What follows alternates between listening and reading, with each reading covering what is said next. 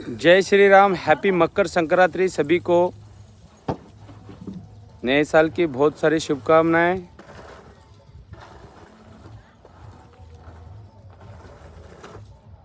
अभी हमारा ईंट का भट्टा एक तरफ से जलाया था जो नहीं जला, अभी दूसरी तरफ से कल सुबह से कल रात 12 बजे तक हमने उसको दूसरी तरफ से जलाने की कोशिश की है और वो सक्सेस हुआ है, जल रहा है।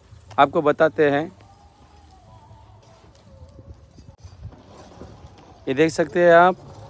पहला वो साइड से जलाया था, अभी वो साइड से एक तरफ जल रहा है, एक तरफ नहीं जल रहा है। उसका रीज़न ये लोगों ने अच्छे से काम नहीं किया, इसलिए ऐसा हो गया।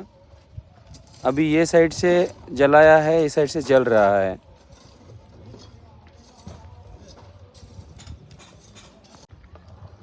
चैनल को सब्सक्राइब कीजिए।